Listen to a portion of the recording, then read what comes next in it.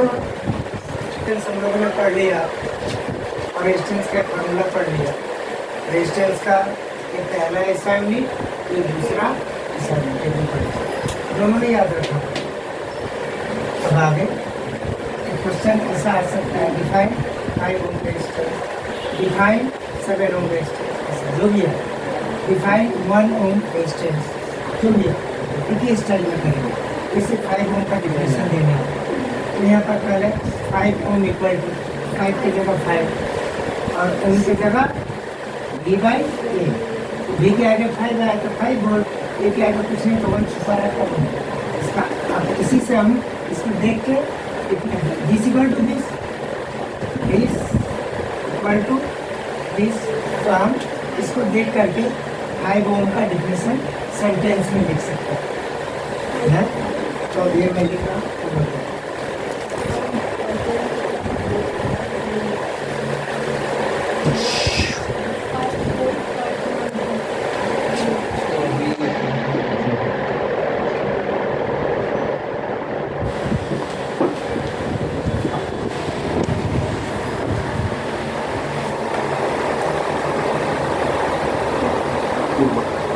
itu pas main.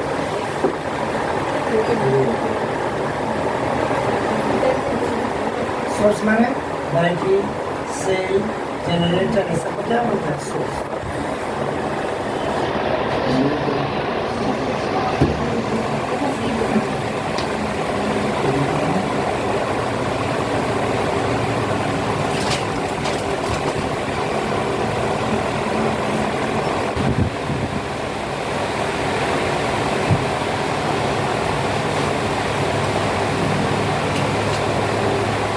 पैसा मिलेगा मेरे को।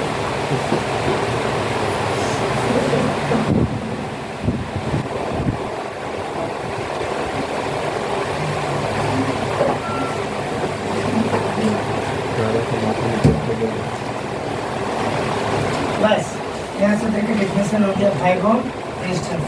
रेजिस्टेंस मान लिया कि ये कोई कंडक्टर है, क्या है, कोई कंडक्टर है। इस कंडक्टर को हम लोग किससे कनेक्ट कर दिया बोला था? ये कोई कंडक्टर है, मोटा बना दिया, इसको किससे कनेक्ट कर दिया? वायर देके।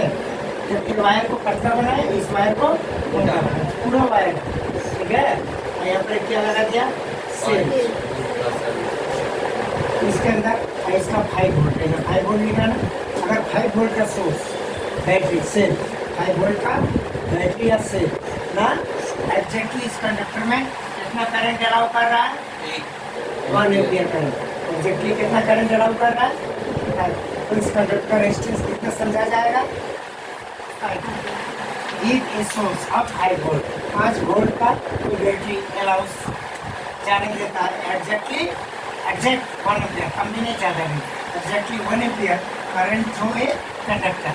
ये कंडक्टर से एग्जैक्टली 5 वोल्ट का बैटरी अगर 1 एम्पियर करंट अलाउ करता है तो हमको समझ लेना पड़ेगा, ऐसा मान लेना पड़ेगा कि इस कंडक्टर का resistance R, resistance R equal to 5 volt. अगर 5 वोल्ट का बैटरी, 5 वोल्ट का इसे लिखा है ना, 5 वोल्ट का बैटरी है किसी कंडक्टर में एग्जैक्टली मैंने 1 एम्पियर, अब भी नहीं, ज़्यादा भी नहीं, करंट जाने देता है, क्रिएट करता है, प्रोड्यूस करता है। हाँ सर। इस कंडक्टर का रेजिस्टेंस कितना मानेगा? 5। अगर यहीं पर आ गया 7, कितना आ गया? 7 ओम। यहाँ क्या हो जाएगा? 7। यहाँ पर क्या हो जाएगा? 7। ये 1 एम्पियर फिक्स है डालने से, चलिए चलिए। हाँ।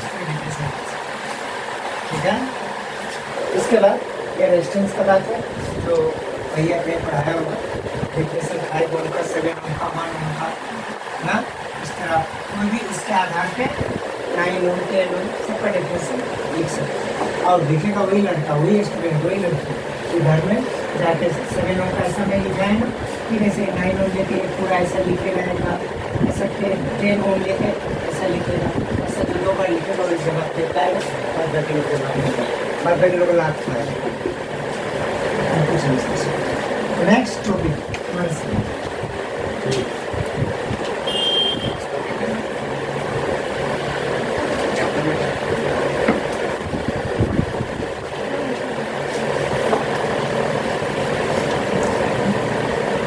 factors affecting the resistance resistance of a conductor काम लो। ये क्या रेजिस्टेंस? रेजिस्टेंस एक प्रॉपर्टी है और रेजिस्टेंस किसके लिए होता है? कंडक्टर के लिए। इसलिए रेजिस्टेंस का प्रॉपर्टी इसके अंदर आता है, कंडक्टर के अंदर। इसलिए कंडक्टर को क्या बोलते हैं? रेजिस्टर।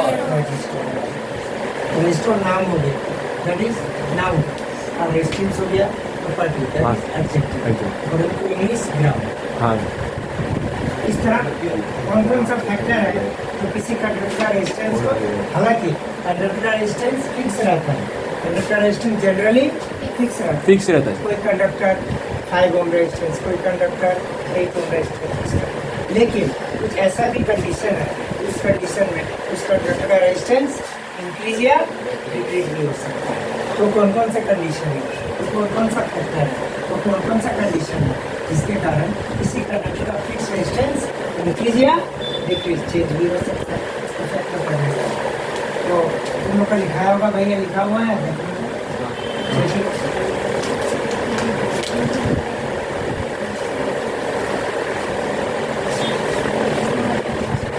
क्या लिखा हुआ है? बताओ चला क्या? Sir, length of the conductor is directly proportional to the resistance.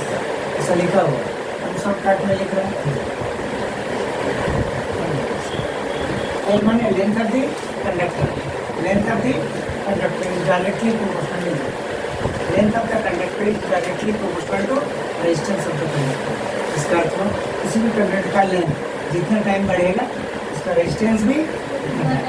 Suppose ऐसे समझने के लिए मान लिया कोई कंडक्टर है भाई, हाँ, इसका रेजिस्टेंस मान लिया सपोज 7 ओम, इसको कनेक्ट किया, ठीक है, तो इसका रेजिस्टेंस 7 ओम है, बैटरी है मान लिया, नहीं भोल्ट का बैटरी रेजिस्टेंस है 7 ओम। अब इसको एक कंडक्टर को अगर डबल कर दे, क्या कर दे बोलो तो डबल, लेंथ डबल हो गया ना, लेंथ डबल हो गया। हाँ सर। ठीक है, ये सब वही है, हम बोलते हैं लेंथ डबल हो जाने से क्या होगा? रेजिस्टेंस कितना था? 7 ओम, अब कितना हो जाएगा? लेंथ जितना टाइम बढ़ेगा रेजिस्टेंस, ये बात लेंथ जितना टाइम कमेगा कंडक्टर का लेंथ जितना टाइम कम होगा, रेजिस्टेंस जितना कम होगी उतना टाइम कम। ये हो गया डायरेक्टली प्रोपोर्शनल का रिलेशन, ऐसा पाया गया एक्सपेरिमेंट्स। इसलिए तुम लोग ऐसा भी लिखोगे, सेंटेंस बना के भी लिखोगे, resistance of the conductor is directly proportional to the length of the conductor. ठीक है, अब रखिए, इसको भी याद कर लेगा, इस बात को लिख भी लेगा, लेकिन अपना दिमाग से by using our common sense, अपना कॉमन सेंस इसको सोचना दीजिए, थिंकिंग एंड एनालिसिस सोचना दीजिए।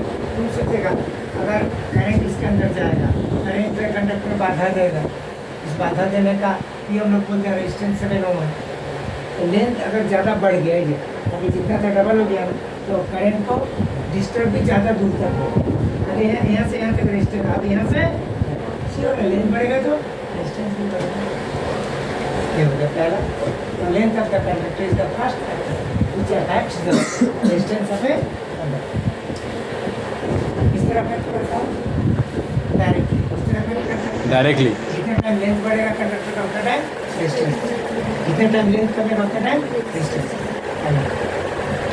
दूसरा प्रश्न, कोई प्रॉब्लम होने से कोई चीज़ बोल देना, डबल किसी में yes sir.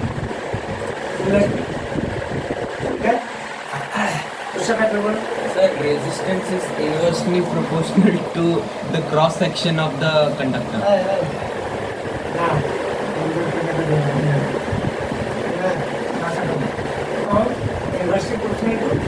The cross section of the conductor. अब आप एक कंडक्टर बनाया मैं, कोई बात नहीं, कोई मजाक नहीं, कोई देखा देखी नहीं, ये वाला इसका मोटा क्रॉस सेक्शन है, ये वाला क्रॉस सेक्शन, ये एरिया ए हो गया, कंडक्टर का लेंथ ए हो गया, ठीक है, इसको बैटरी से कनेक्ट कर दिया, इसका वोल्टेज भी अननोन, वोल्टेज भी अननोन, अननोन लेंथ है, अननोन क्रॉस सेक्शन एरिया है, इधर भी है तो इधर भी है, करंट जाता प्लस से minus, I4 current, I4 current, इधर भी इलेक्ट्रिकल आ गया। ये मोटा वाला भी कंडक्टर है, पतला वाला भी। इस मोटा वायर को हम यहाँ पतला वायर को इधर में मोटा बना दिया कि लिखने में सब एक ही कंडक्टर है। यहाँ से लेके अब यहाँ पर क्वेश्चन बोला कि किसी भी देखो यहाँ पर अगर ये करंट किधर इधर से घुसेगा करंट किधर से घुसेगा, इधर से घुसेगा करंट ऐसे ना, इधर से करंट निकलेगा। तो पहले करंट निकलेगा मतलब फ्री लगता है, निकलेगा फ्री। लेकिन करंट का डायरेक्शन हम लोग प्लस से माइनस रखते हैं। फ्री इलेक्ट्रॉन अगर माइनस से प्लस जा रहा है, करंट का डायरेक्शन प्लस से माइनस, ठीक है। हाँ सर। और इधर से इलेक्ट्रिक करंट घुस रहा है, वो जा तो रहा है इधर से तो जा रहा है, तो हम लोग जबरदस्ती माने जो मूड का माना, कोई कारण नहीं लेते मानने का। तो जो भी कारण हो बात को बाद में पूछ सकता है, तो ये सब कंप्लीट हो जाएगा तब अभी वो कंप्लीट लगता है। हाँ, तो ये इसका मतलब जैसे इलेक्ट्रिक करंट घुस रहा है सचमुच का, तो फ्री इलेक्ट्रॉन इधर से घुस रहा है, तो ये वाला गेट हो गया। क्या हो गया? गेट। घुसने वाला गेट, निकलने वाला। फ्री गेट जितना छोटा होगा तो फ्री इलेक्ट्रॉन को या इलेक्ट्रिक करंट को घुसने में बाधा मिलेगा, रेजिस्टेंस मिलेगा ना। ये गेट जितना बड़ा होगा करंट इजीली पास करेगा, आराम से जाएगा। इसका मतलब ये हो गया क्रॉस सेक्शन। ये क्रॉस सेक्शन एरिया, ये वाला गोल वाला देख रहा है ना, ये जितना टाइम्स बढ़ेगा रेजिस्टेंस उतना टाइम्स कमेगा, रेजिस्टेंस कम होगा। अब क्रॉस सेक्शन एरिया, ये वाला जो दरवाजा है, जितना टाइम छोटा होगा रेजिस्टेंस उतना टाइम्स रेजिस्टेंस उतना टाइम बढ़ेगा। क्या बात समझ में आ रहा है? हाँ सर। यहाँ पर resistance area cross section area is resistance का क्या होता है?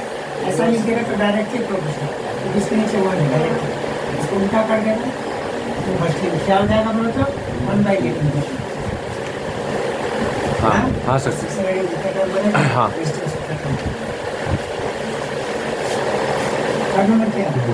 Sir, resistance depend upon the material of the circuit. हाँ, मटेरियल ऑफ द कंडक्टर। और थर्ड नंबर में ये मैथमेटिकल रिलेशन दोनों में दिखा है, तीसरा में नहीं दिखा। तीसरा में सिर्फ इसमें ऐसा भी दिखा है, सेंटेंस बना के नहीं लिखा, ऐसा भी दिखा है ना, सेंटेंस बना के भी लिखा। लेकिन इसमें सिर्फ इस तरह मैथमेटिकल नहीं है, सिर्फ सेंटेंस है, सिर्फ सेंटेंस। क्या सेंटेंस पर मटेरियल पे भी डिपेंड है। कंडक्टर किस मटेरियल का बना है? एक कंडक्टर कॉपर मटेरियल का बना है, मटेरियल बना एटम मटेरियल बना एटम कॉपर मटेरियल का बना या एल्युमिनियम मटेरियल का बना या आयरन का बना, सिल्वर का बना या गोल्ड का बना, तो मटेरियल पे डिपेंड भी करता है। हाँ, रेजिस्टेंस ज़्यादा होगा या कम होगा, मटेरियल के नेचर पे डिपेंड करता है। क्या लिखा है? Sir, इसमें तो बस लिखा था nature of its material. एक कारण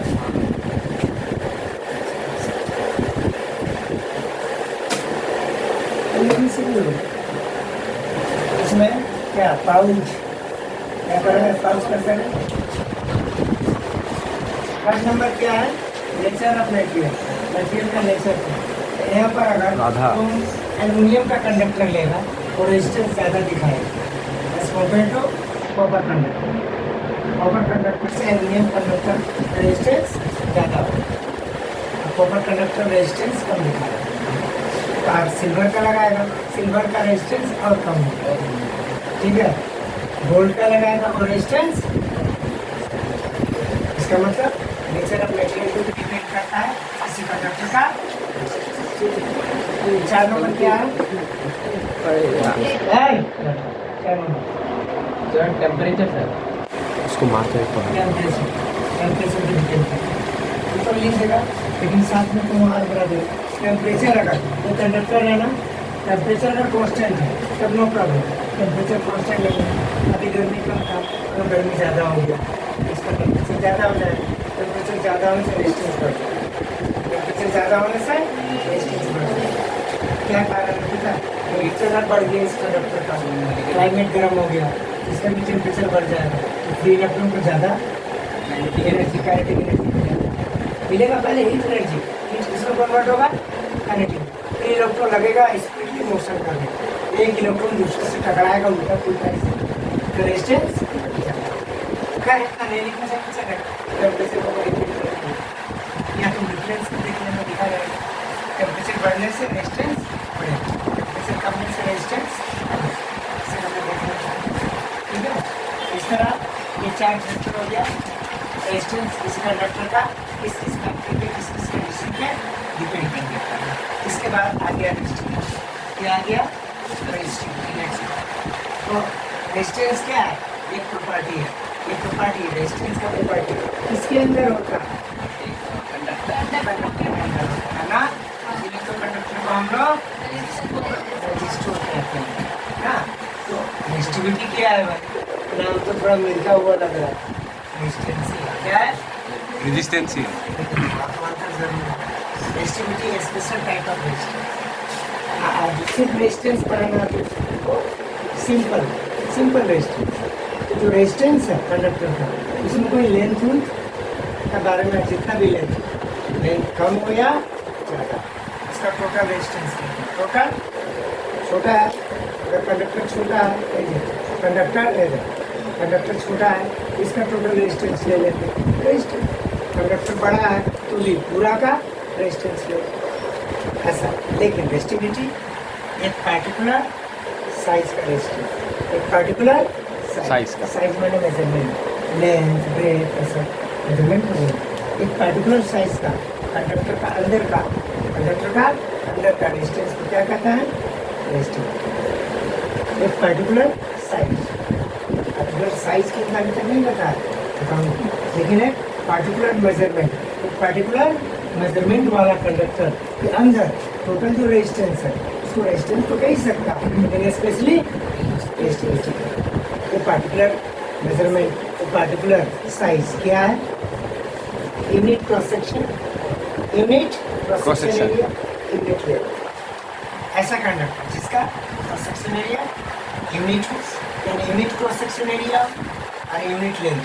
अब आया बात यूनिट क्रॉस सेक्शन एरिया का मतलब एरिया 1 सेंटीमीटर स्क्वायर हो या 1 मीटर स्क्वायर या 1 मिलीमीटर स्क्वायर हो या 1 किलोमीटर स्क्वायर 1 में लेंथ, यूनिट लेंथ का मतलब 1 सेंटीमीटर लेंथ या 1 मीटर लेंथ या 1 डेसीमीटर लेंथ या 1 मिलीमीटर लेंथ 1 में।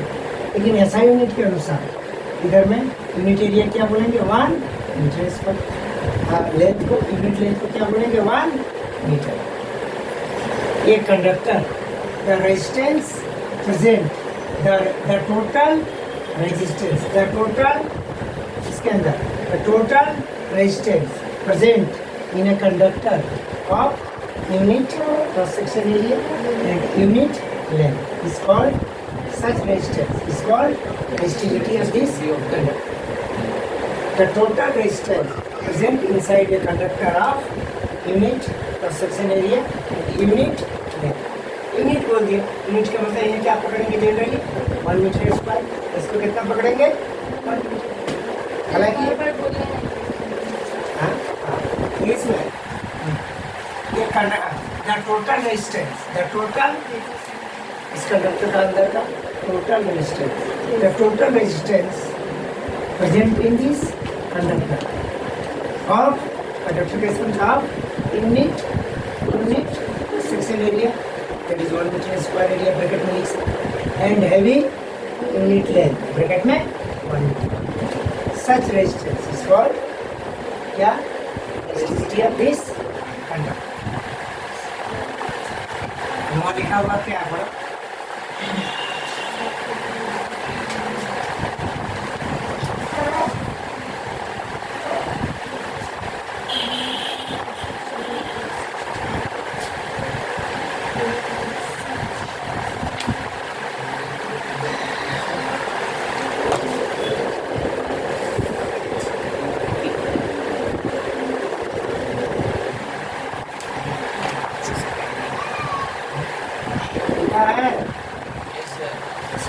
ये सब लिखा है।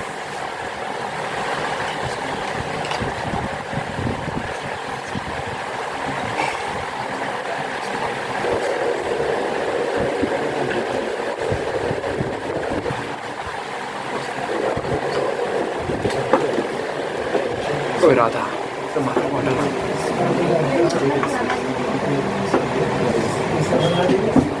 आपकी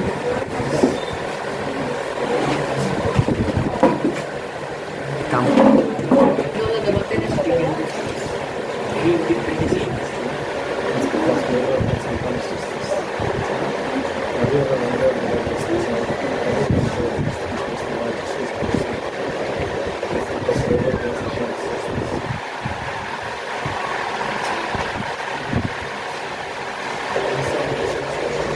रेजिस्टिविटी का डेफिनेशन है कि नहीं?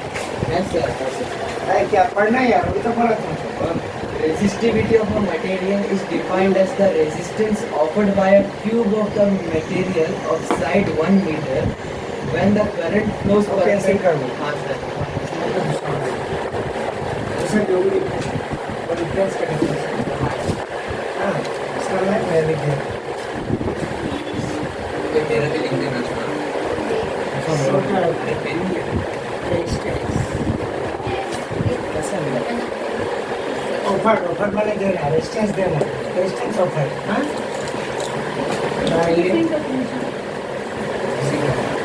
बात बेकार का नहीं होना चाहिए, अपना अपना काम अपना अपना।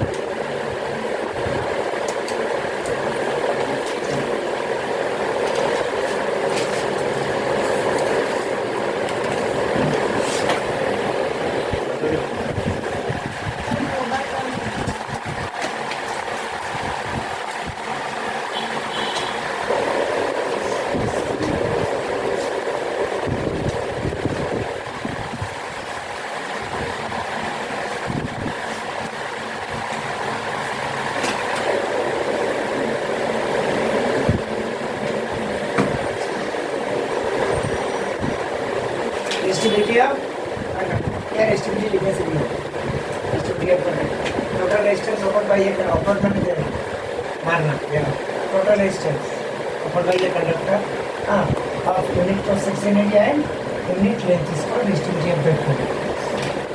ठीक है, अब इसका डेरिवेशन में डायग्राम होना चाहिए।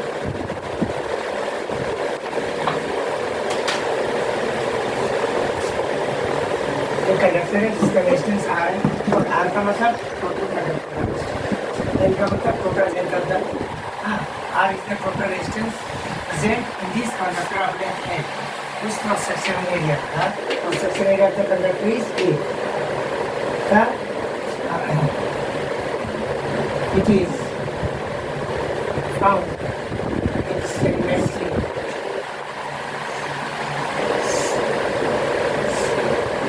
एक्सपेरिमेंट से क्या मिला है कि resistance of the conductor is directly proportional to L number 1 resistance is conductor is inversely proportional to cross section area पहले पर। इसके बाद देखिए बाई कंबाइन देखिए डेफिनेशन Yes, sir. मिला है। Yes, sir. Yes sir.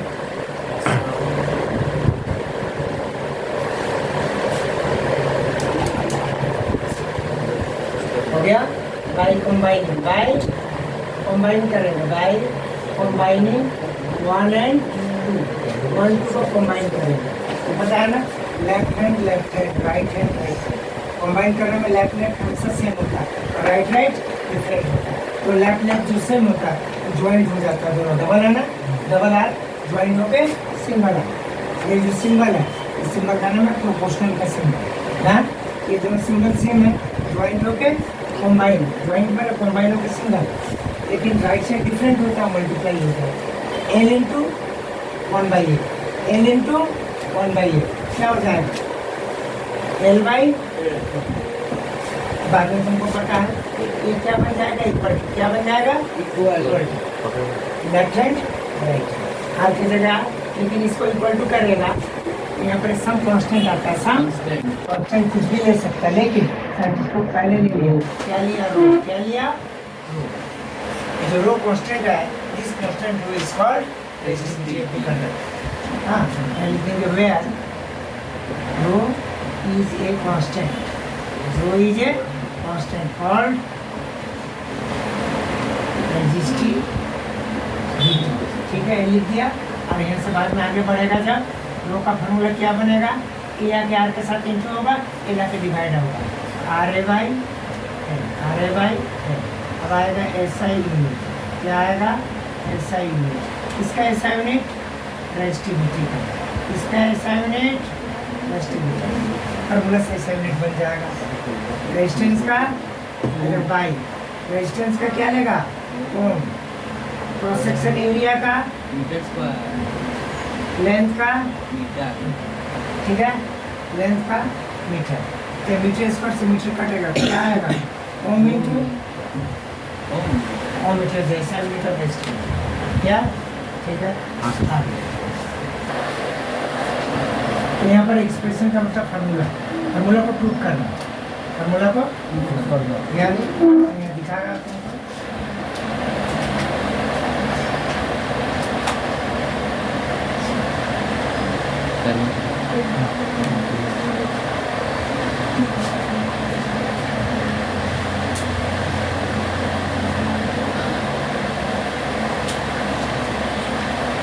ये 3 रजिस्टर है, क्या है रजिस्टर का मतलब समझा।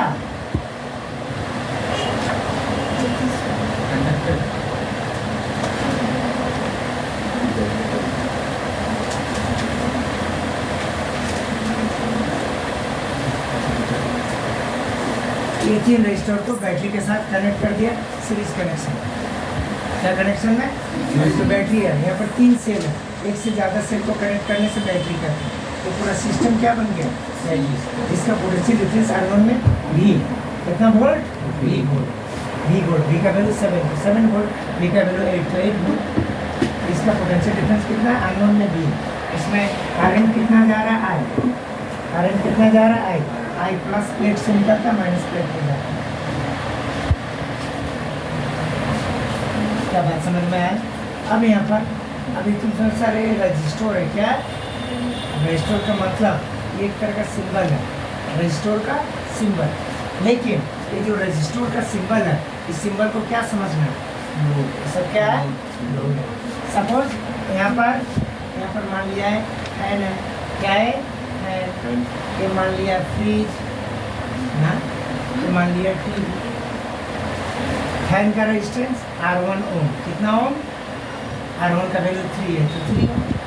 और ये क्या हो गया, ये क्या बोला फैन, ये क्या बोला फ्रिज। फ्रिज के अंदर मेटेलिक पार्ट होता है, पाइप फ्रिज के अंदर मेटल का बना हुआ पार्ट होता है, मेटल हमेशा रेजिस्टेंस का प्रॉपर्टी दिखाएगा। तो फ्रिज के अंदर का टोटल रेजिस्टेंस क्या माना R2 का वैल्यू 7 है, तो 7 हो। फ्रिज भी एक लोड हो गया। ये मान लिया टेलीविजन, टीवी के अंदर भी मेटेलिक पार्ट है, मेटेलिक पार्ट का रेजिस्टेंस होगा ही कुछ ना कुछ ना, तो टीवी के अंदर का टोटल रेजिस्टेंस R3 मान लिया नॉर्मल, इसका वैल्यू मान लिया 11। तो these are the resistors. Resistors represent the resistance of loads. Resistance of loads like fan, fridge, television, etc. क्या बात समझ में आ रहा है इतना ना। तो इसका मतलब तुम फैन, फ्रिज, टीवी लगा दिया अपने घर में, तो तुम्हारा घर का इलेक्ट्रिकल सर्किट है। ये वाला क्या हो गया सोर्स, बैटरी हो या ये जनरेटर हो, या जो सोर्स है, ये हो गया इसका पोटेंशियल डिफरेंस। एक तरह का एनर्जी है, एक तरह का एनर्जी। अभी बैटरी क्या करेगा, इस बैटरी के अंदर जो एनर्जी छुपा हुआ है उसको बोलेंगे electrostatic potential energy. Electrostatic potential energy is the stored energy inside the source. This energy transferred to free electron. This energy of the battery is transferred to free electron. The free electron क्या करेगा, stop its random motion and start to perform fixed direction motion. जब free electron इसका energy लेकर fix direction motion start करेगा, इधर से किधर इस डायरेक्शन मोशन करेगा, इधर से किधर, हाँ ये सब फ्री इलेक्ट्रॉन जा रहा है। क्या जा रहा है सब फ्री, वायर के अंदर जा रहा है, वायर के बाहर नहीं जा रहा, वायर के अंदर से क्या जा रहा है फ्री इलेक्ट्रॉन ना, जैसे करके चल रहा है तो फ्री इलेक्ट्रॉन जा रहा है।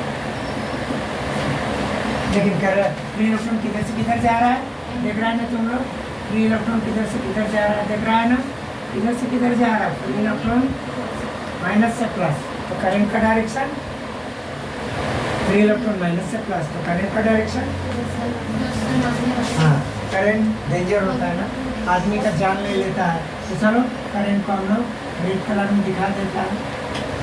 करंट को किसमें दिखाया? रेड कलर में दिखाया। करेक्ट। Answer +2 minus. क्या समझ में आ गया क्या? अब बैटरी का एनर्जी चला गया फ्री इलेक्ट्रॉन। तो बैटरी का जो एनर्जी जिसका नाम है electrostatic potential, chemical energy potential चलेगा। तो बैटरी का केमिकल सब क्यों सब इलेक्ट्रोस्टैटिक पोटेंशियल एनर्जी तो बैटरी का अंदर था। बैटरी ने वो एनर्जी किसको सप्लाई किया? Free electron. कैसे? फोर्स मार। बैटरी का नेगेटिव चार्ज इलेक्ट्रॉन को रिप्लेस किया भाग, बैटरी का पॉजिटिव प्लेट नेगेटिव इलेक्ट्रॉन को बोला आउट। ऑटोमेटिकली फ्री इलेक्ट्रॉन को दे दिया इस directional motion clockwise within the wire. लेकिन due to some reason scientist ने करेक्ट डायरेक्शन +2। अब बैटरी से जो एनर्जी फ्री इलेक्ट्रॉन को मिला क्या था? बार बार एग्जाम्पल देखिए, मैं समझाता हूँ। तो तुम लोग खाली मोबाइल की दुनिया में मत रहो, अरे बहुत कुछ लॉस कर देगा। ये सबके लिए है ही यकीन नहीं है। इसलिए नहीं है कि गवर्नमेंट पागल नहीं है। अगला साल से क्लास 9 से 20-25 को सब्जेक्ट सामने में फेंक देगा। फेंक देगा, बोलेगा उसमें क्या क्या रहेगा? Physics, chemistry, math, biology, society, economics, accountancy, हाँ, और होटल में काम करने वाला कोर्स, झाड़ू मारने वाला कोर्स, चोरी करने वाला, डकैती करने वाला, लव करने वाला, हाँ लव करता है जो लड़का लड़का, वो सब रहेगा। हाँ सुन ले भाई, दारू पीने का कितना सब कोर्स 20-25 सब्जेक्ट, तुम्हारा मर्जी कोई छेद है। क्योंकि ओवरसीयर हो गया सीबीएसई बोर्ड एंड द सेवा बोर्ड। सेवा बोर्ड करे कि नहीं करे नहीं जानता, सीबीएसई बोर्ड डिसाइड ले लिया। सीबीएसई बोर्ड सेवा बोर्ड से हाईली डेवलप होता है। हाँ, तो डिसाइड ले लिया कि 5 उंगली समान। जो भी आदमी को याद आता है ना, बहुत देर से याद आता है। सीबीएसई बोर्ड से बहुत देर से आता है, तो बहुत सारी ज़िंदगी बर्बाद। स्टूडेंट 9 में फेल किया क्योंकि सबके बस में सब, बस ये चीज़ भी सबके बस में। उसका प्रूफ है सीबीएसई बोर्ड का न्यू डिसीजन। ये उसी का बस में जो जिद्दी किस्म का, जिद्दी मैंने समझा ये हमको करना है तो करना है। क्यों मुझसे समझ में नहीं आया? मैं क्या घास पत्थर खाता हूँ, भात दाल सब्जी ही तो खाता हूँ। वो जीतते रहो, छोट छोटा लोग पैसा, कंजूसबाज स्वार्थी लोगों को सब। तो मैं जो बात बोलते जा रहा हूँ, ये किसी न किसी के अंदर तो आएगा। तो आ जाओ, इतना तक बोलने के बाद अब रह गया फ्री इलेक्ट्रॉन के अंदर जो एनर्जी है, इसका potential energy, electrostatic potential energy free electron में जाएगा ना, तो बन जाएगा काइनेटिक एनर्जी। क्या बन जाएगा? Kinetic energy. क्यों बनेगा? काइनेटिक एनर्जी से क्या क्रिएट होता है? काइनेटिक एनर्जी से क्या क्रिएट होता है? हाँ, मूवमेंट। क्या क्रिएट होता है? Movement, motion. इसलिए फ्री इलेक्ट्रॉन रैंडम मोशन छोड़ के फिक्स डायरेक्शन मोशन। वही काइनेटिक एनर्जी बैटरी के अंदर से मिला हुआ potential energy converted into kinetic energy. समझा? But this kinetic energy which is present inside the free electron is announced as electrical energy. लेकिन कब? जब बैटरी लगा हुआ है, सोर्स लगा हुआ है, तब। सोर्स अगर नहीं लगा हुआ है उस समय भी तो फ्री इलेक्ट्रॉन मूव करता है ना, रैंडम मोशन। बैटरी नहीं लगा हुआ फिर भी इस वायर के अंदर का फ्री इलेक्ट्रॉन रैंडम मोशन करते रहते, उस समय भी उसके अंदर काइनेटिक एनर्जी है। वो काइनेटिक एनर्जी उसको कहाँ से मिला? इन्वायरमेंट से। तो हीट एनर्जी उसके अंदर घुसा हुई बना काइनेटिक एनर्जी, जिससे वो रैंडम मोशन करता है। लेकिन बैटरी लगा देने के बाद बैटरी का अपना पोटेंशियल एनर्जी घुस गया फ्री इलेक्ट्रॉन में। घुस कर वो क्या बन गया? काइनेटिक एनर्जी, ज़्यादा स्ट्रॉन्ग काइनेटिक एनर्जी। वो स्ट्रॉन्ग काइनेटिक एनर्जी क्या करेगा? फ्री इलेक्ट्रॉन का रैंडम मोशन को कैंसिल करके फ्री इलेक्ट्रॉन से क्या करवाने लगेगा? Fix directional motion from minus plate two plus plate. तो जो काइनेटिक एनर्जी बैटरी लगाने के बाद फ्री इलेक्ट्रॉन को जो काइनेटिक एनर्जी मिला, this kinetic energy is actually called as electrical energy. क्या कहा जाता है उसी को? Electrical energy. यही इलेक्ट्रिकल एनर्जी फ्री इलेक्ट्रॉन के अंदर का इलेक्ट्रिकल एनर्जी जब किसी लोड के अंदर घुसता है तो electrical energy converted into light energy in the bulb load. This kinetic energy, so this electrical energy when enters into fan converted into kinetic energy. This electrical energy of the free electron when enters into television, then converted into light and sound energy. And this electrical energy when enter into electric iron of the press, heater, when this electrical energy enter into heater, converted into heat energy, one form to another form. तो main चीज basic चीज मैंने डाला internet में तुम लोग का brain है कि इंटरनेट इसमें जिसका इंटरनेट स्ट्रॉन्ग है वही इसको अपने इंटरनेट में बैठा सकता है। जो बैठाएगा इसको 11-12 में इलेक्ट्रिसिटी फ्री मिलेगा। 10 का टोटल फिजिक्स केमिस्ट्री, 12 में 9 11 में physics chemistry, this is the basic. तो आ जाओ, मैं यहाँ तक तुम लोग को बताया, यहाँ तक तुम लोग को पहले रिवाइज रखना है। यहाँ तक पहले क्या रखना हो तो मैं जितना बात साथ साथ और एक बात बोलूँ, पोटेंशियल डिफरेंस नहीं है। अब मेरू सपोज मान लिया, हाँ मान लेते हैं 9 वोल्ट, कितना वोल्ट है 9 वोल्ट, क्या हो गया एनर्जी हो गया पोटेंशियल डिफरेंस का 7 वोल्ट हो गया पोटेंशियल डिफरेंस बैटरी का हो गया वोल्ट। ये 9 वोल्ट एनर्जी एक तरह क्या एनर्जी हुई इलेक्ट्रोस्टैटिक पोटेंशियल या काइनेटिक, इलेक्ट्रोस्टैटिक से काइनेटिक, काइनेटिक से इलेक्ट्रिक नाम बता जो सच्चाई है इस पढ़ाई का सच्चाई है वो बताया कितना कर सकता है जितना सकता है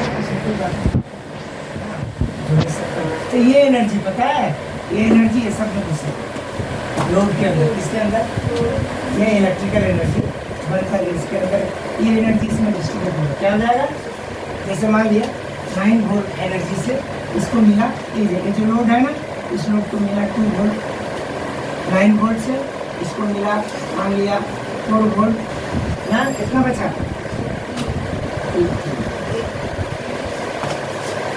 याद रख। बैटरी का टोटल पोटेंशियल डिफरेंस यानी एनर्जी डिस्ट्रीब्यूटेड अक्रॉस माने दो, ये जो एनर्जी है ना इस एंड में और इस एंड में चला जाएगा।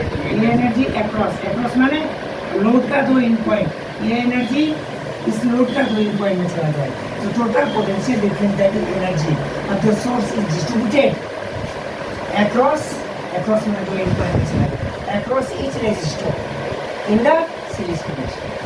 सीरीज कनेक्शन में अगर रेजिस्टर है तो सोर्स का टोटल वोल्ट वाला एनर्जी हर लोड में डिस्ट्रीब्यूट हो जाएगा।